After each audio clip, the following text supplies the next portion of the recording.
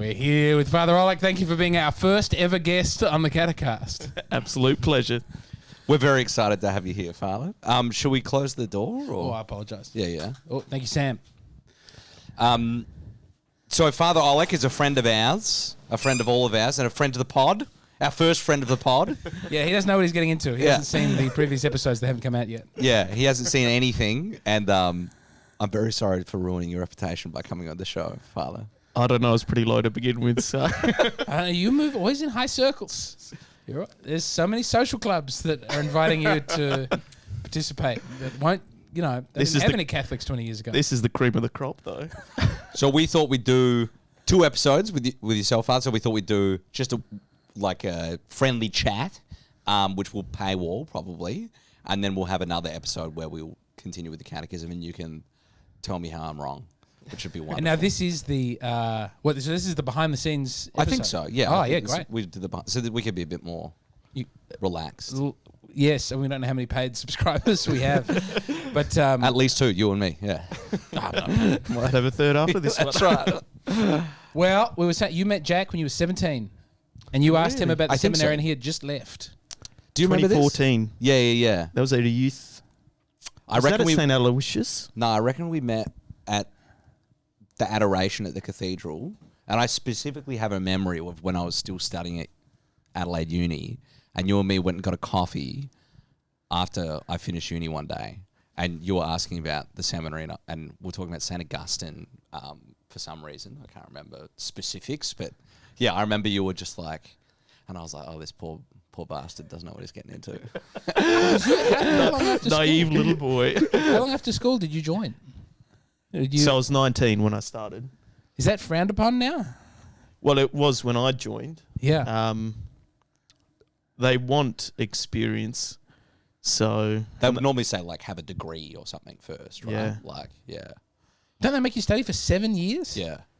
Wouldn't they rather you were an engineer before then? Well, so you did a year of engineering, Yeah, right? I did, yeah. I was studying... I did a couple of years of engineering, then I went to Rome during my second year for the canonization of John Paul II, mid-year, and then halfway through my second year, I applied for the seminary. That's because I remember the Archbishop talking about that at I think it was when you were becoming a deacon. It was one of the ordinations. And I remember thinking the way he spoke, I'm not talking down on anybody, all right? But there's a priestly way of speaking. This is one of James' pet peeves at the moment. Is the priestly way of speaking, which I hate. Pray tell. And then this happened, and then this happened. A reading from the book of Scuba Just and it's like it's like a newsreader. Today in Bangladesh, 40,000 people killed in a mudslide, and there seems to be some. They're doing it on purpose, right? I thought this was a mistake that priests fell into a bad habit, but I now see this is a part of it. Yeah, I mean, publicly, I catch myself speaking slowly and trying to articulate as much as I can, I suppose. It's one step beyond. Yeah. It's like priestcraft is a term I've heard used, like being priestly. And I've heard Jack was one of the main gripes they had with him at the seminary is he refused to sit in a priestly way. Really? Yeah, I would always get in trouble for crossing my legs. Really? Yeah. What are you hiding, little man? It was just, I'm much more comfortable. I hear there was some of that at the seminary as well. That was one of the things I was in trouble for. Yeah. But Father is the opposite end where he will... Well, we're going to bleep that out. He doesn't like his name. He doesn't want his name used in the pod. A priest who will not be named... Yeah. Because identity has been suppressed. He openly bucks against that. So there must be some argument. This must be a discourse around how priestly are you meant to seem as a priest? Well, that's a good question. I mean, I suppose the importance of symbolism and the way you hold yourself. You don't even think about it. You're a natural. Or you're being... Oh, it's interesting. Actually, something I've been reflecting upon recently is the question of authority. It sounds a bit of a segue, but not much of a segue really. It's almost left of field. But why do we respect and listen to some people as opposed to others? How do some people hold authority in comparison to others? And in particularly Jesus, he taught and spoke with authority, and yet you reflect upon his own state. He didn't hold an office within the Jewish context. He wasn't a rabbi as of sorts. He wasn't from the priestly caste, and yet,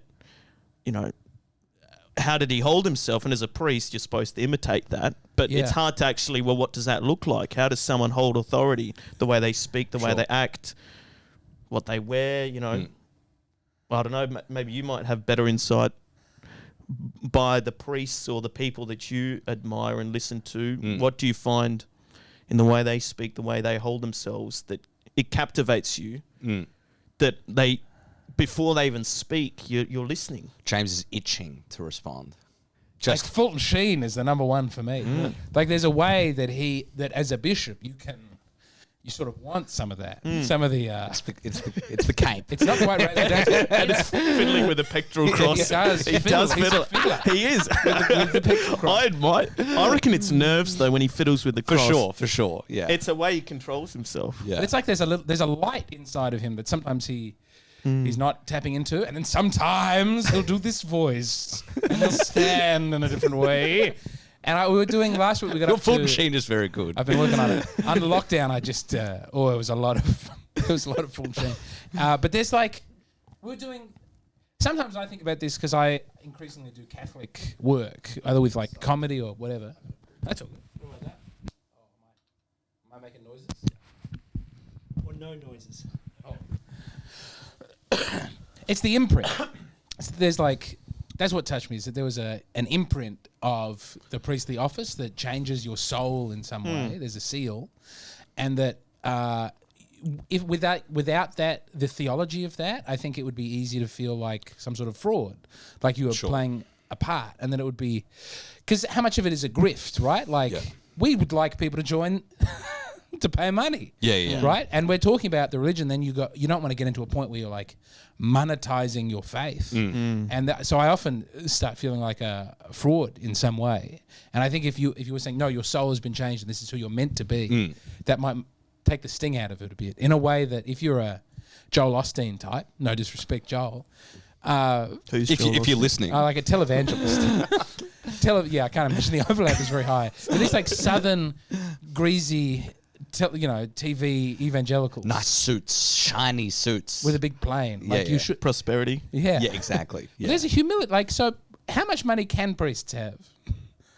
Can you have as much as you... Well, it's interesting. Well, as I suppose that's where you'd get a contrast between diocesan and religious. So religious priests take vows of poverty, whereas we make promises of simplicity, I suppose. Okay. So... I suppose it's the company you can keep. drive the nice Toyota. Promise of simplicity. Yeah, I mean, so you don't take a vow of poverty as a diocesan priest, right? No. You're allowed to have. You could be a millionaire, and there have been instances where diocesan priests are very wealthy, independently wealthy. Inheritance. Sometimes I would think dependently wealthy. Sometimes dependently wealthy. Well, perhaps. that's true. Yeah, money in envelopes. Yeah.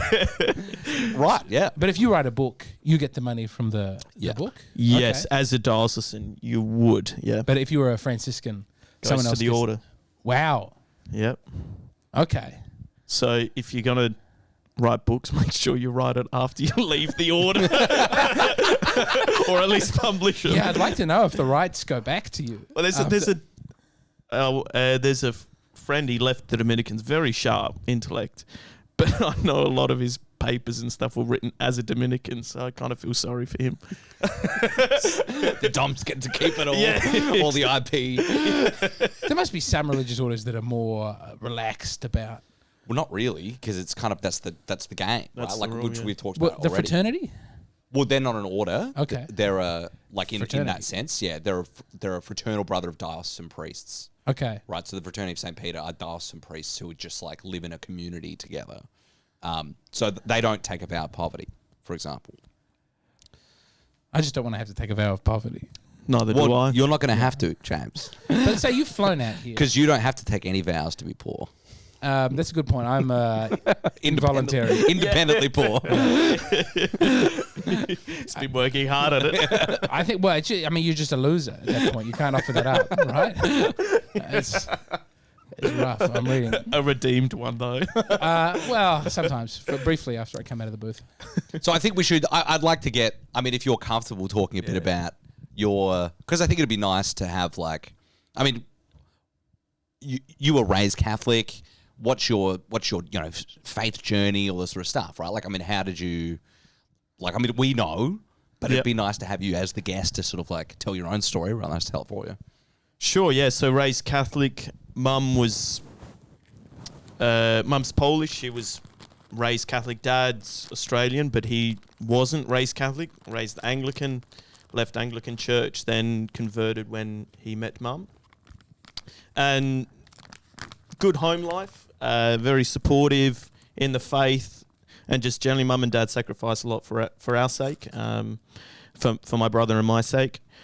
So we imbibe that Christian Catholic culture in our home, rosary, the sacraments. I feel like your brother hasn't been tempted to become a priest, though. I don't know that. Did he ever think about that? He did. Yeah, he would have. Yeah, I think he did reflect upon it. Okay. And we had quite a broad experience of church life, if that makes sense, different groups. Were you in the Polish church? Yeah, Polish church, in Poland and in Adelaide, different groups. And so we saw a fair spectrum of expressions of the faith. Did you ever doubt? Did you ever go through a period of the dark night of the soul or existential crisis? It's interesting. There's a poem I came across at the back of the breviary. There's all these poems there, and I forget, and I've tried to find it since, and I just can't find it. There was a phrase, it may have been Henry Vaughan, he says, but don't quote me on that, he says, often doubting but never in despair. And I remember reading that, often doubting, never in despair. I may have taken the light out. I'm sorry. And Jack is increasingly frustrated. Well, he is poor, so... yeah. Pocket number 4. And like it struck me that distinction between doubt and despair, and I think the difference is, as far as I can tell, that one can doubt. The difference between doubt and despair is hope. That I can doubt something if I don't know the answer to a question, but I believe there is an answer to the question, even though I don't have it. So there is a hope there of. Yeah. Whether it's a conceptual question or existential, that there's a hope that there's something out there that answers this question, whereas despair just breaks down hope. And I think doubt and despair I'd compare in terms of characters would be Peter and Judas. Mm-hmm. Both had a similar experience. Peter doubted, but he didn't despair. Judas did. And such a priest answer, Father. I've asked you for your experience, and you let me open up these gospels for you. It sounds like theological sharing. No, the speech you gave at your ordination about Jesus as a bro. Oh, Jesus as a bro. Yeah, that our Lord was broing out, and but then you saw more deeply later on, but that did stick with me, and I've often thought about that. How they're all. He gets together with 12 Jewish men. Mm. He's a lad. There's not a lot of diversity in the apostle team. No, there isn't. For better or for worse, I suppose. It's the way I like it. Well, so what I always think of is like the Lord I believe, help my unbelief thing, right? Like that was like big for me when I was like coming back to the faith and there was a particular priest who I was quite close to, who I was, going through it with, and.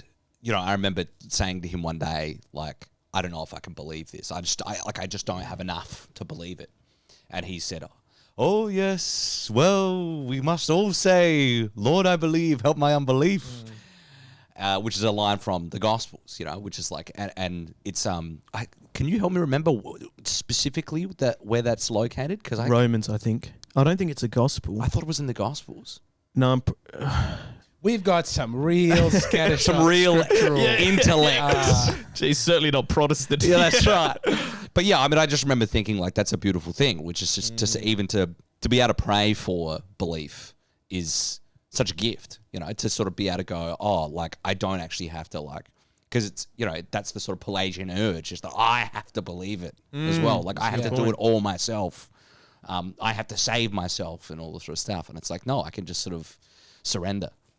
into this thing, which is great. And I think that's like there's a the power of volition there. What's your mark? Mark? Oh, Nice. he's onto it. Yeah. Sammy. Pull that up, Jamie. Well, Forgive me. Yeah, Romans. Which one's? Take the collar away. Thanks for coming, Father. Anyway, see you later. Play them off, boys. Yeah, exactly. Well, I thought it was the Gospel of Thomas. I've gotten into trouble for that before. But I think, it's like the power of, whether you want it or, like, whether you believe or not, there's do desire to. And I think that's an Augustinian dimension there, that, the whole life of a good Christian is an exercise in holy desire. That whether you believe or not is almost irrelevant. And I think that was Luther's problem, is that there was this big thing on, do I believe, am I saved? It's almost this great existential anxiety, but I think the deeper question is the Augustinian one of, what do you want to? Like, do you believe it? Almost then that question becomes a bit inconsequential. And becomes self-referential. Do I have faith or not? It's like, well, yes and no. And I think, but the question is, well, what are you going to do about it? Do you want to believe? And I think God looks to the heart in that regard. So I think it's a daily struggle. I remember reading one article on vocation and the priesthood, and it was by a Dominican. I think he was like a novice master, and he was saying,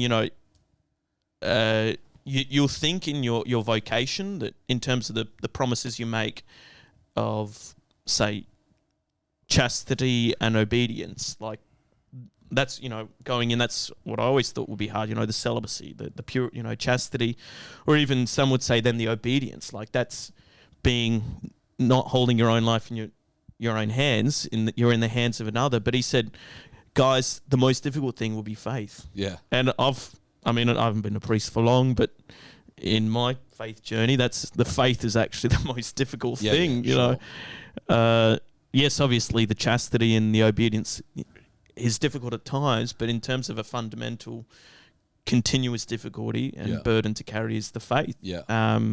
Strangely enough, and when I tell people, they're almost, some are confused, horrified, yes, maybe some may be scandalised, but some liberals would be very pleased. We have a sophisticated man. I remember that was the moment of me that I chose to, that I would not pursue Anglicanism when I was doing a bit of a church tour, and I went to the it was the cathedral here, and there was a lady, it was a priestess, priestatrix, and she was saying, she was talking about how good their doubt was. She was like glorifying doubt in a very Anglican way. Of going, like, we shouldn't look down on people who do not doubt in a sophisticated way, like we do. And I think she was saying, like, she was trying to say, go easy on the low church nutters with their guitars. We've got our nice cake and our beautiful building, and we don't believe in anything, and we shouldn't. But I was just like struck with this revulsion of like Christ, when the sea's going to swallow the boat, he doesn't go like, let's be a little more sophisticated about how we're approaching the problem. It's like the thing that you should value and hold up is like, it is good to believe. And it's like, you hold that, maybe I'd say hold it. Yeah, you should hold doubt against yourself in, it's not an ideal state.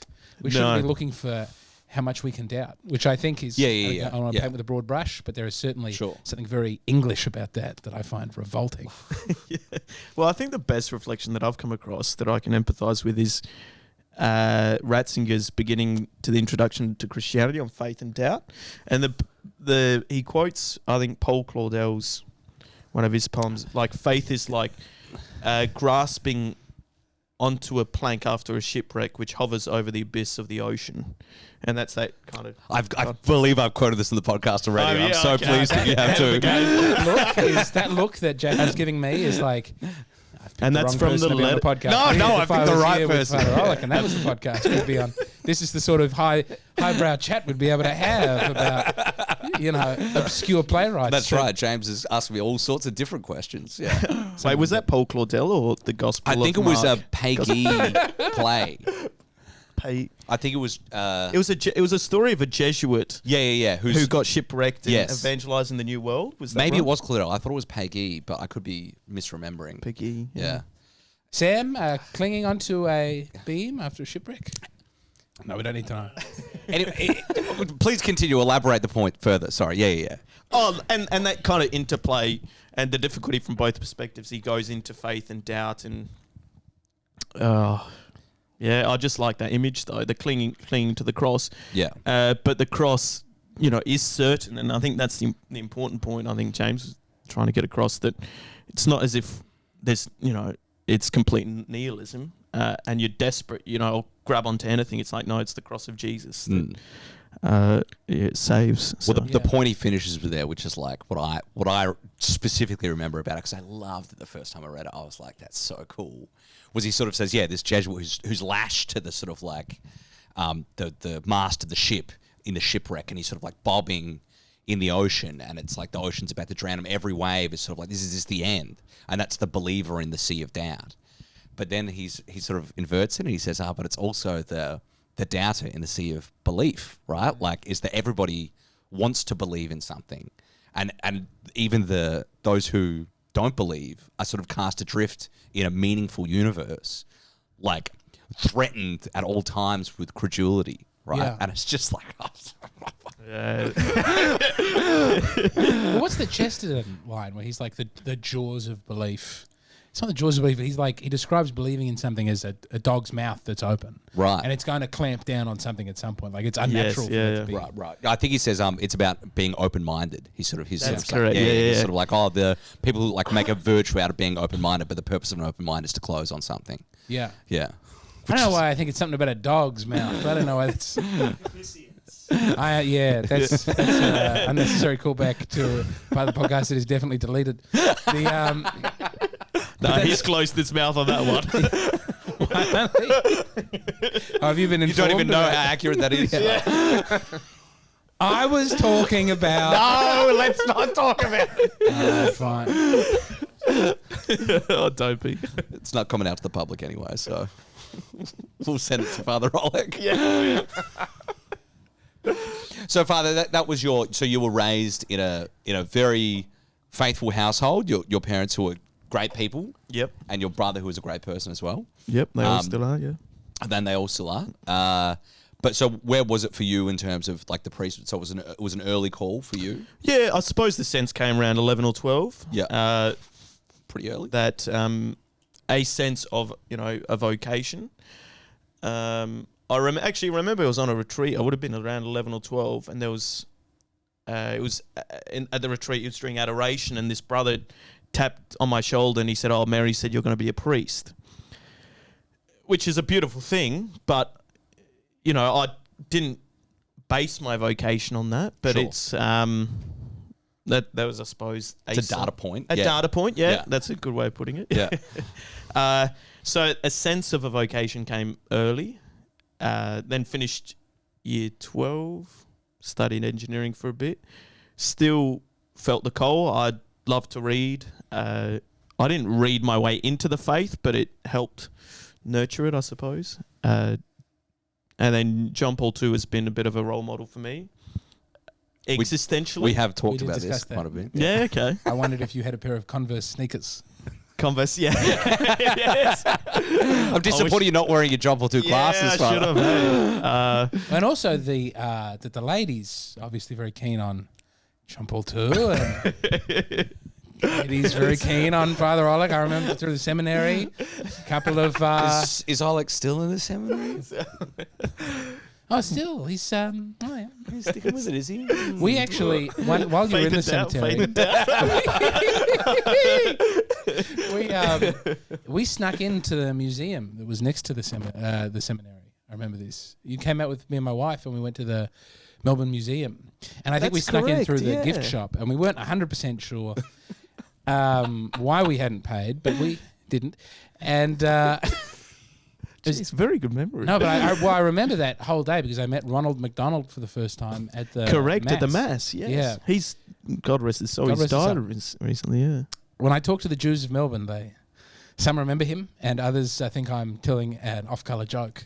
But we had a wonderful. This was I don't think we've ever discussed Ronald McDonald. We have. We discussed him like 2 weeks ago. Have we? Do you want me to get a new cable? I got a new cable. How's that? We hugged everybody in the sign of peace. Everybody. And I'd like to get onto some liturgical questions on account of your being a. Are we doing that? I think we should probably touch on that because in the episode that we did do about. I don't want to ambush Father Olek about the liturgy on the podcast, man. I don't think that's cool. I don't want to get anyone into trouble. I thought you could maybe lead the. I mean, you want to stay away from the liturgy? It's too. Well, so like as Father Olek would know, and our listeners would too. Like we go to the old mass, and Father Olek says the new mass. Yep. But I have a great deal of respect for Father Olek, and I don't want to get into some like pissing contest about like my liturgy's better than yours.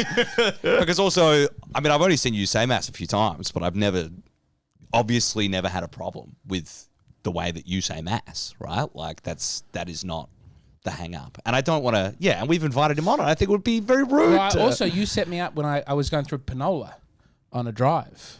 I think I'm getting this right. With I'm going to forget his name. I wouldn't have called him Ziggy. But there was a lovely prayer, and I went to a weekday Novus Ordo mass. Oh, it's Father Michael Romeo. Yeah. And it was lovely. Yeah. And it was like 4 old ladies in Panola. Yeah. And me. And but certainly they're not all. That's not the experience I always have. And, yeah, sure. That's the way it is, I suppose. We won't touch it. Father Olek is under obedience, and I think that it would be very rude to challenge him on. Oh, you could. I'm not a liturgist, so don't know a lot of the liturgical history. Yeah, bits and pieces that I can comment on, but.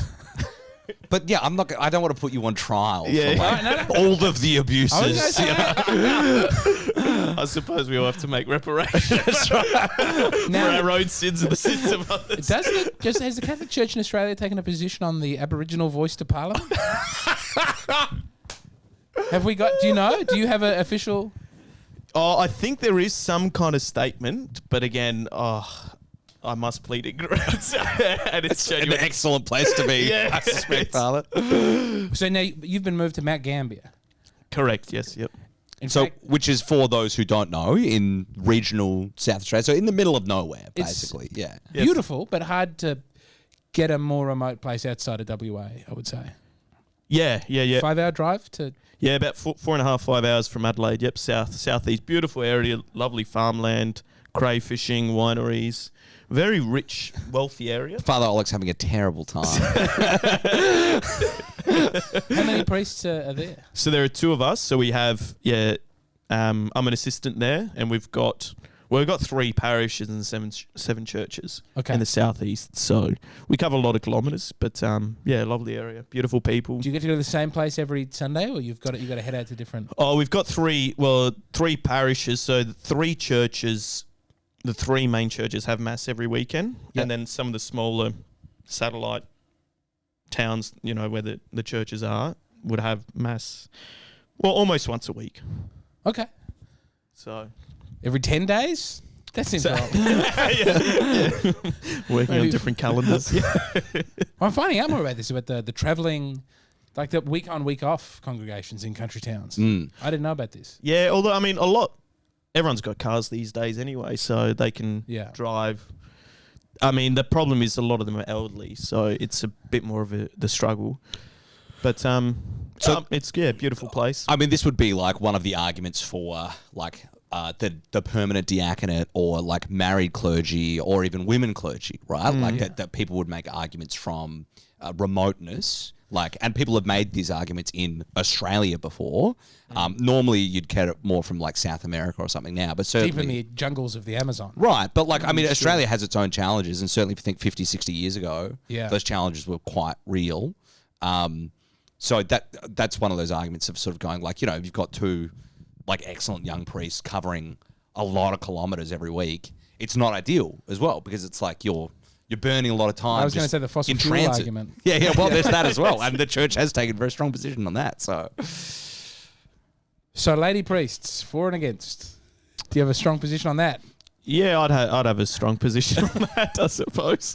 Do you feel comfortable explaining your position on that, Father? Oh, yeah. I mean, so as priests, well, basically, I think church teaching would be Jesus was a man. He elected 12 apostles to do this in memory of me, meaning the Eucharist. Mm-hmm. The priest flows from the Eucharist, and sexuality is important in the faith because of sacramentality, and we speak a language through our bodies and our sexuality, as it were. So This is excellent what we were talking about last week. Yeah.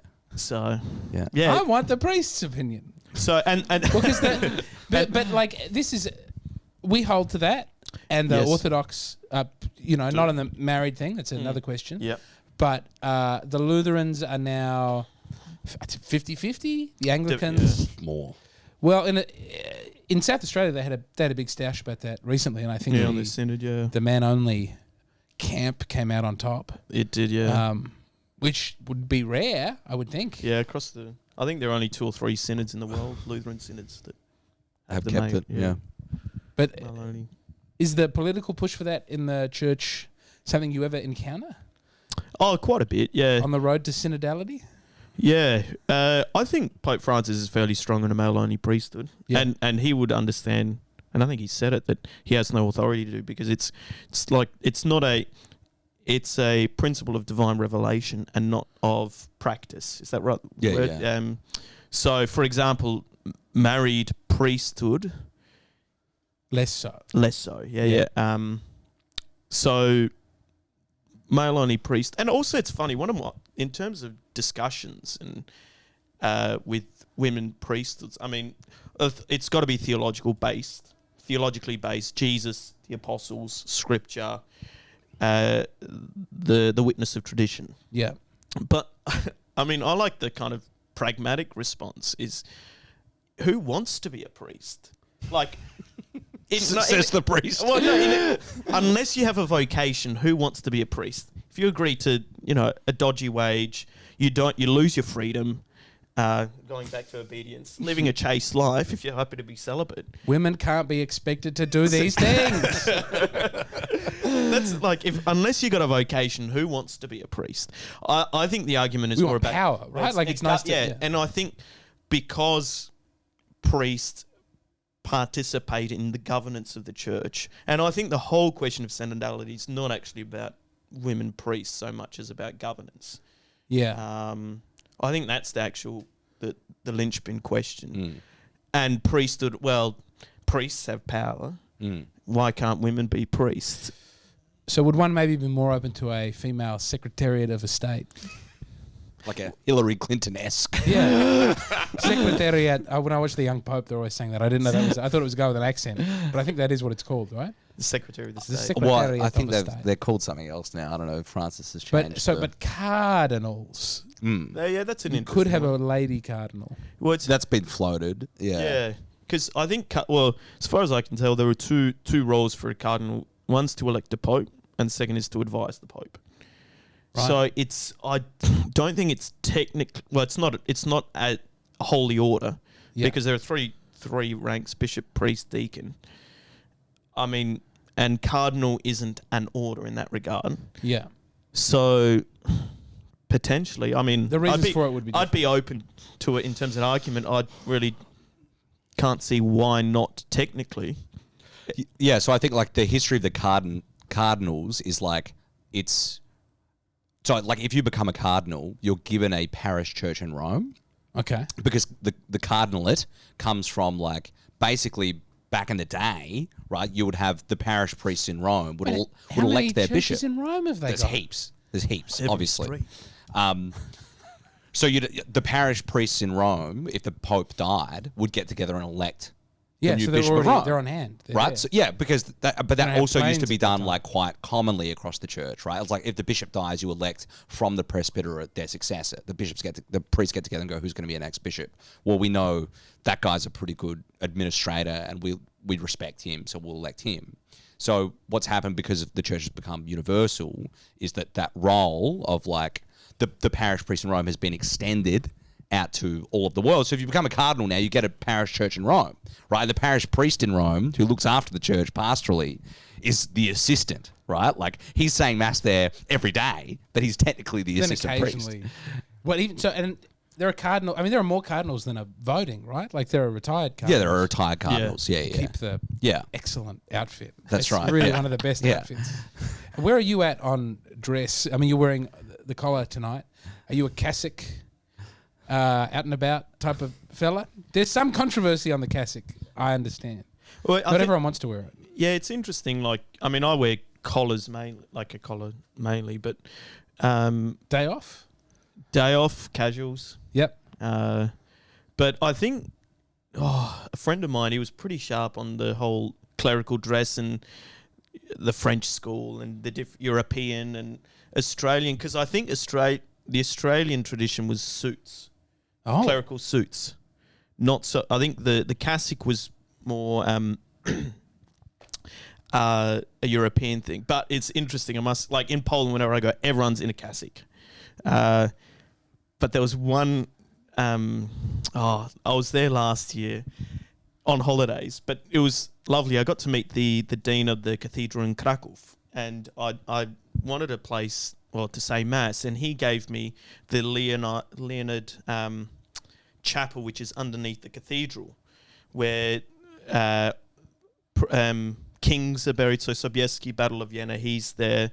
A few presidents, different kings and queens. Kosciuszko's buried there. And it was where John Paul II celebrated his first mass in 46. So it was a beautiful occasion. It was 8 a.m. early morning. And I was there just with a couple that I was staying with, and I highlighted my life celebrating mass there. So, and I got to know him. And anyway, that night, there was a choir concert there, and I was just in casuals, and the dean of the dean of the cathedral was there. He saw me and he said, "Oh, come, I'll introduce you to the Archbishop of Krakow." And I thought, "Oh God, here we go," because I'm just in a linen shirt. I was well dressed, but not as a priest. Yeah. Anyway, the dean's in a cassock, the Archbishop's in a cassock with his zucchetto. Lovely fellow. Anyway, I got to them and he introduces me as a priest from Australia. And I thought, yeah, I bet he can believe me. I'm from Australia the way I'm dressed. So I greeted him. The first thing, I tried to nip it in the bud. I said, "Oh, look, forgive me for being ill-dressed. I'm just on holidays, my casual clothes." And he had a brilliant answer. He says, he looks up at me and he says in Polish, the most important thing is that, and he said it in this language, Oremus Geschicht, is that you've got an Oremus Geschicht. He's like, "Do you know what that means?" I said, Oremus, let us pray, prayerful. And he says, Geschicht. And it was German for face. So more importantly is that you got a prayerful face. That's quite beautiful. And it was So it was your big smile that was giving you away. So yeah, exactly. So I mean, it was very, very quick, very witty, but it was right onto it. So yeah, it was really lovely. Not that justifies it, but I mean, I thought it was going to be like chic, Geschicht, like pray to be stylish. That's very cool. I wish I could wear that. I thought it was like casual, but you can be casual and looking good.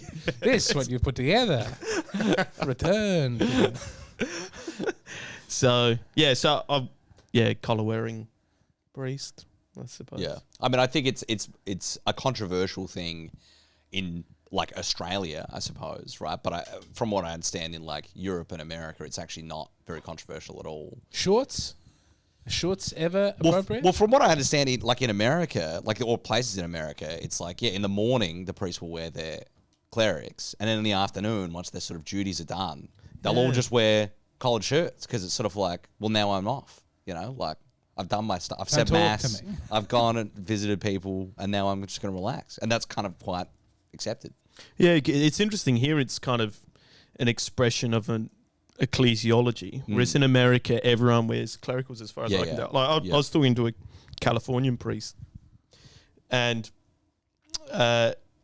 he wasn't wearing clericals, we came on the topic of clericals, and I said, "Oh, what would the bishop think if you're not wearing clericals?" And he'd find it surprising and odd, and not because of an ecclesiological outlook. It's like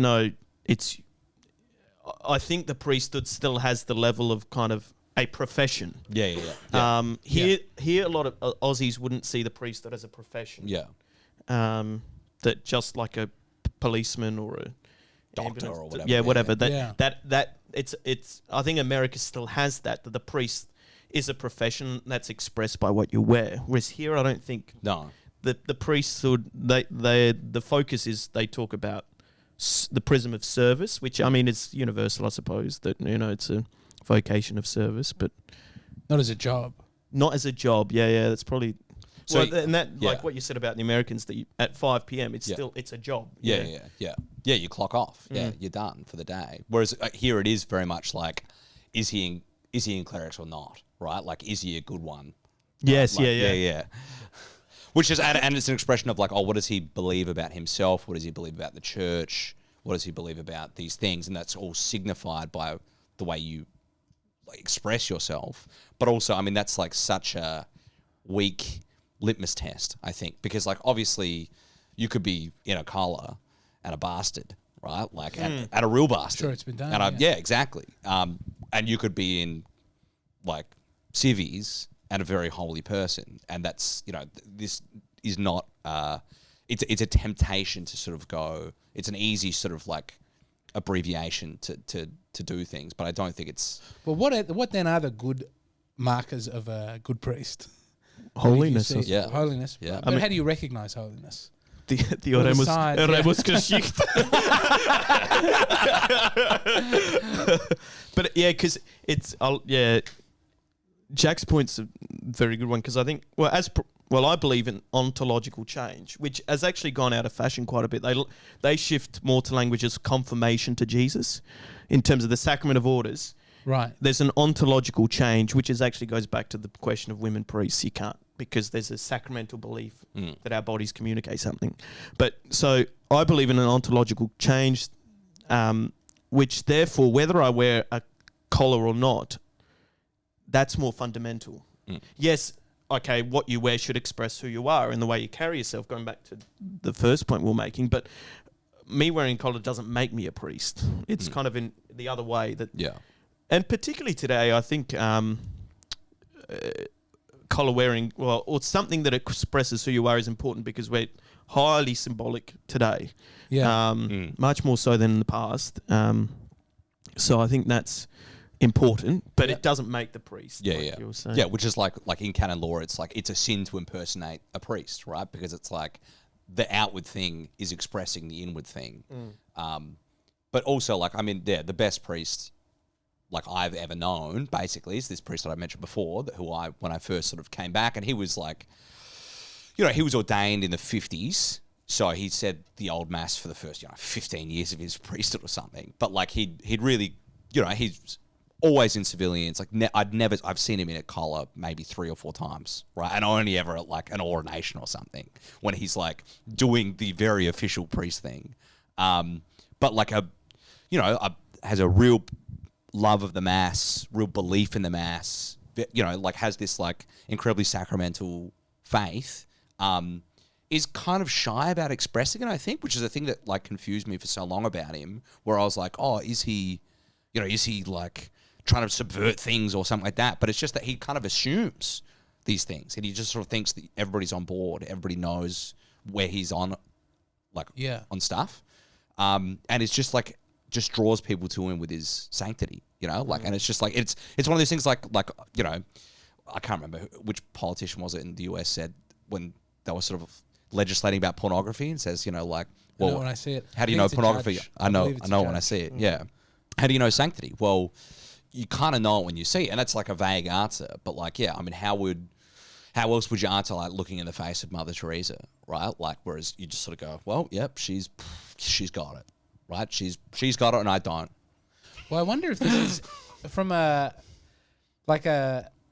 this is sort of how, I don't always make it about Protestants, but that's sort of how And yet you the continue to argument is of Scripture. Like there is some impulse to go like, I see something, I know something, And when that's done on script, it's like you should be allowed to have your own interpretation. This is all sort of on face value. You can understand what's going on here. You should be your own interpreter of the text. And there is something that cries out like have your own agency, see what's, look with your own eyes. It's just they don't have, they think once you've been saved, you're saved. And also that you don't transform into having holiness. Your soul is not changing to become like God.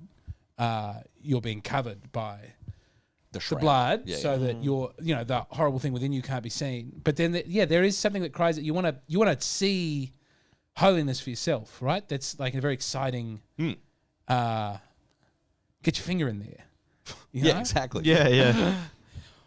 What I think all the more so that's that's like like why it's so important to have holy priests, right? Like, it's because of that thing of like, well, the change should be witnessed, right? And it should be witnessed in visible ways, and it should be, and that's again the scandal of like the corruption of the best being the worst. Like when a priest goes bad, it's particularly bad, and it's not because they're like inherently better people, but because they've been called to be something else. It's more disgusting than another. Yeah. Yeah. It actually reminds me of something Karl Rahner said. Has he ever been quoted on this? Not so far. I thought it might be the first time. It's one of his better moments, actually.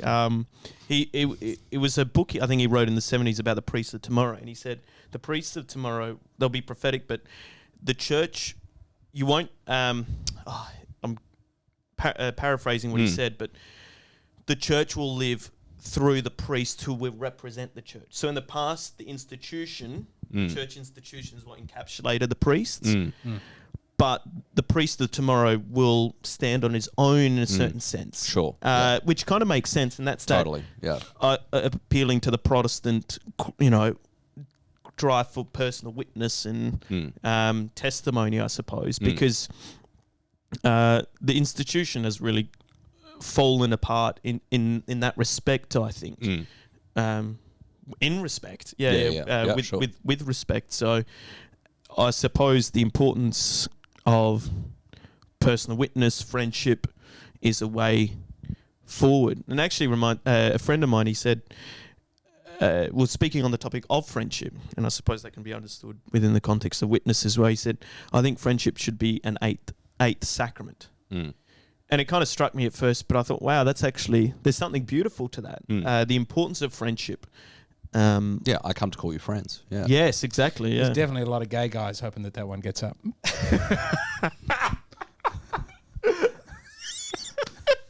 I think that's actually the expressed language that is being used for that particular agenda. Sorry, not to drag it down. How long have we been going on for? I want to start the next episode. I better hold my tongue now. That was an excellent point you just made, Father, and I saw thoroughly that one coming at me like a beach ball. What, the point? How long have we been going for? I think we're about 50. 50? Yeah, I think we're probably... Yeah, let's break and let's do the catechism. Yeah. So thank you so much for joining us, Father. That was an excellent just wander through some of your thoughts on things, and I hope that the people who pay to see it... And I think it was excellent to end both on Karl Rahner and James's crass joke about homosexuals. God bless you all. It's true. Thank you, Father. Thank you, everybody.